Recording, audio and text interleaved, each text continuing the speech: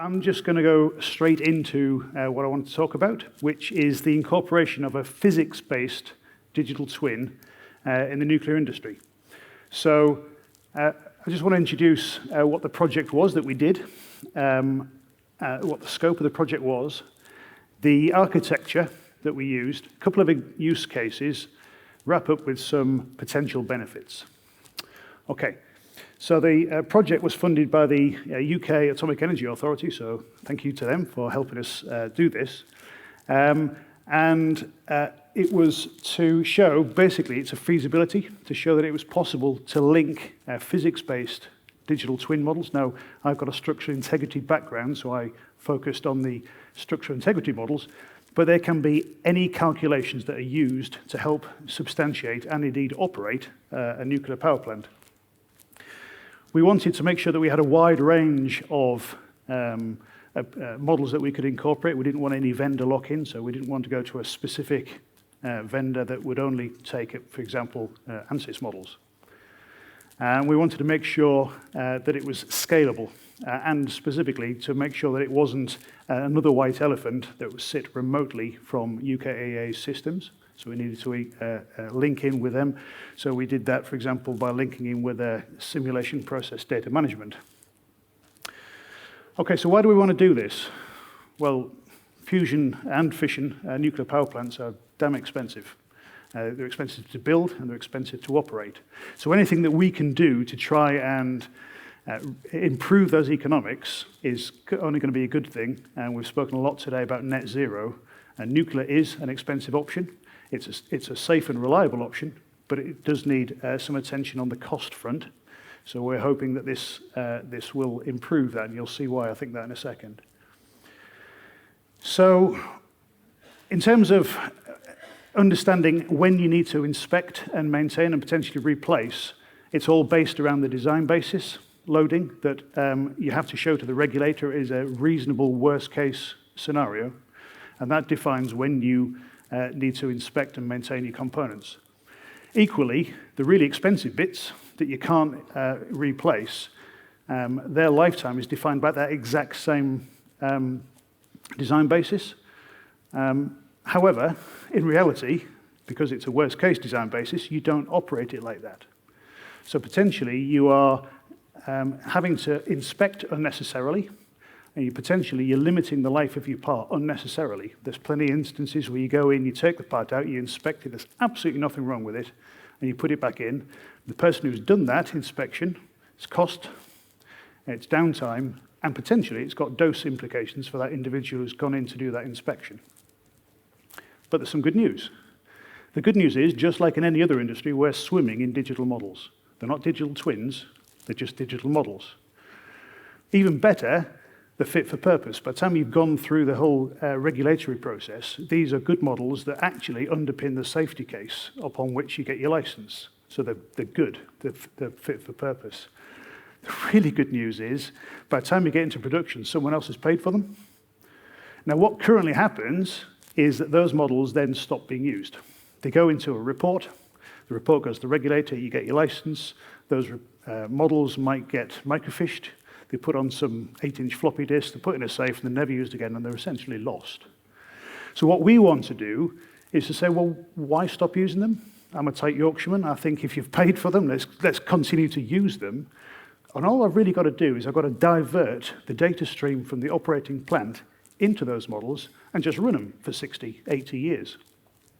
And by doing that, they can give me, act as a virtual gauge for things I can't instrument.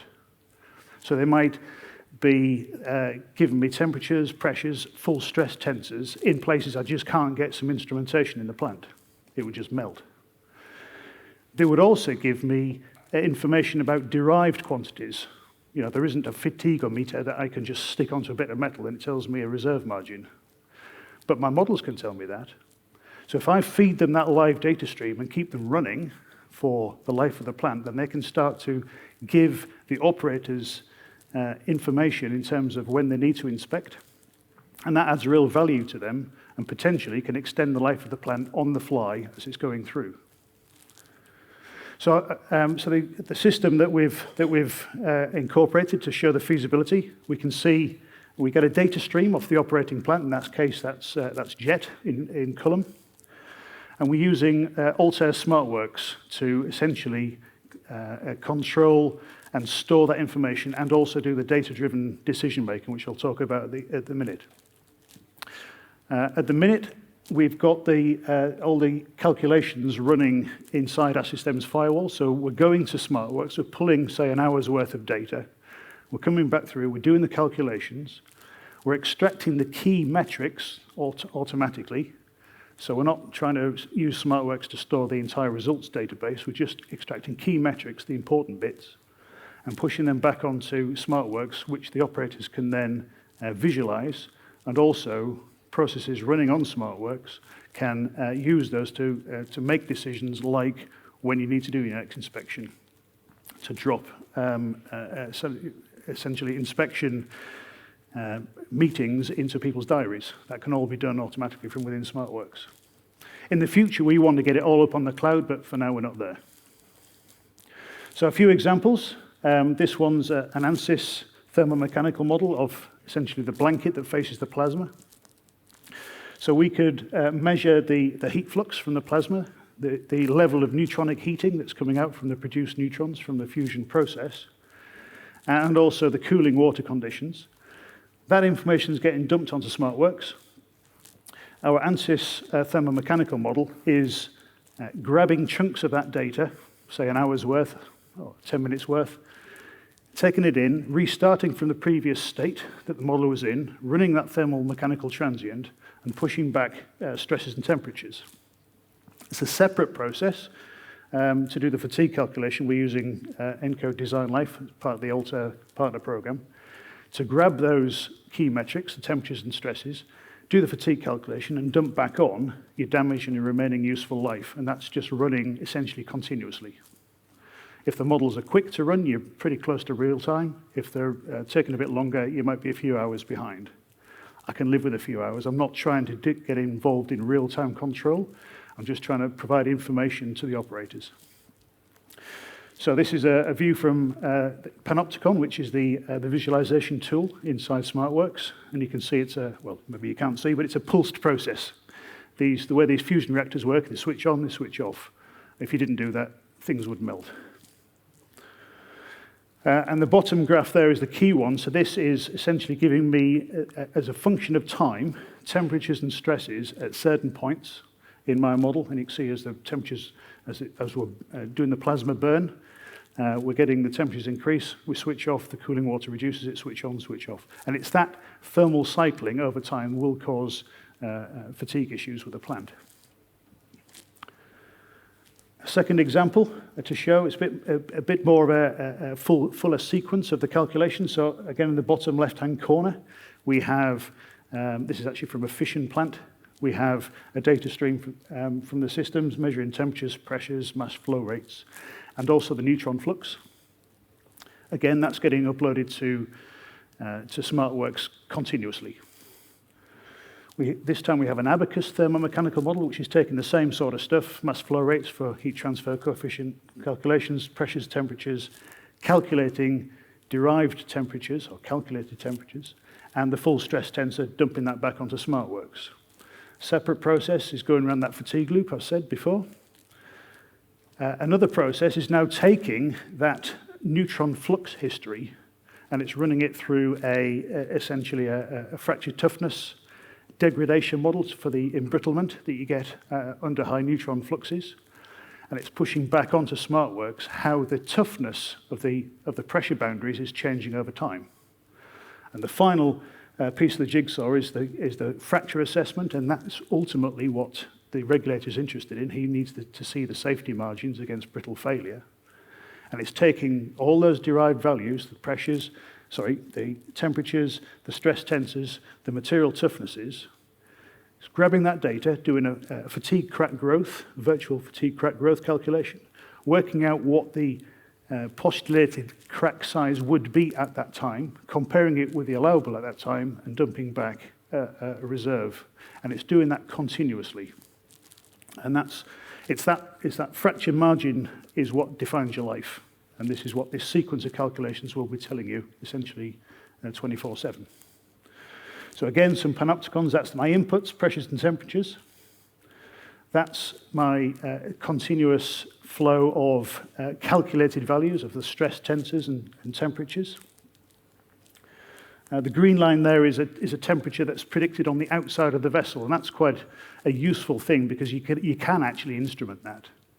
So what I'll be able to do here, I'll be able to have essentially continuous verification of how accurate validation of how accurate my model was to reality by comparing a predicted value and a measured value at the same place. So fatigue life as a function of time, I've obviously increased the damage on this because I've managed to break it in a few months of running, but over time, that would essentially be a flat line. And the fracture calculation, so the green line is essentially my postulated defect that could exist, getting bigger and bigger over time as I'm doing all this thermal cycling. The red line is my allowable defect size. And obviously, when they cross, that's the point where you need to either inspect to prove that that defect wasn't there, or if it's something you couldn't inspect, then that's the end of the plant. But this is all based on how it's actually being operated, not this worst-case design basis that you said the regulator it would be used for. And that's just a really simple visualization that we can give the regulator, or indeed the operator, of what my current fracture margin is. So final example, let's say you wanted to build a fusion or a fission plant somewhere in Turkey in a seismically active area. Here's another example. So we could fit to our key seismically qualified components or systems a nice B&K accelerometers, which is continuously feeding at pretty high frequency a data stream to SmartWorks. Now, SmartWorks could see that data stream coming in, probably don't want to store it, but it can work on a trigger. So when the acceleration levels exceed a threshold level, we know we've got an event going on. It starts to trigger, stores that data, triggers off a pre-processing script, which kind of cleans the data up a bit. It's common in seismic assessments, and pushes that processed data back. The IoT platform would then see I'm getting a data stream, and it would then initiate, in this case, an Abacus time domain seismic model to run through that exact earthquake that's just happened. And if it's quick enough, might be the one that's still happening. Okay, so it's not the design basis, it's not your safe shutdown earthquake, it's the one that's just happened. So as a particular example of a synthetic earthquake, I couldn't generate a real one. And that specific earthquake being played through my time domain, which in this case is a public domain piping model, which I've pinched off Abacus. But it's on, this particular system's on pipe hangers. So what SmartWorks will do, the calculation will do, it will extract the force time history that's going through each one of those pipe hangers. It will find the element with the greatest plastic strain range, and it will be pushing that key metrics back. And what SmartWorks will then be able to do is to be able to, the operator could drill down and see that data, but also the IoT aspects of it would be able to essentially sentence that particular earthquake. Okay, and if it's within the design basis, I get no plastic strain, my forces through my pipe hangers are within their capability, I can just stick a big green light and saying, don't worry about checking that system. It's within its design basis, you're fine. If I get green lights all across the board, the operator can then get that plant back online. And an operating power plant will be generating you about £300,000 an hour. So you only need to save a few hours, and this system's paid for itself. So what sort of benefits we could use it for? Well, essentially, it's pretty much what I've said. It provides you with information for things you can't measure, or things that just couldn't be measured, fatigue or derived values. It allows you to schedule your inspection and replacement based on how it's actually operated. The idea being that your actual operation is far less severe than it's been designed for. And therefore, you should be able to see your actual damage being accumulated at a lower pace than you originally said to the regulator it would be, and that allows you to extend the life of that plant. Gets you back online faster after upset events. We've spoken about the online validation of your models versus your actuals. And that's all fine, because that's all kind of historical data, but I don't need to look backwards. You know, I can look forwards. So at a click of a mouse, I can generate another power station and play forwards an operating scenario that, say, one power plant might be load following and has a lot more cycling in it, another plant might be just providing base load.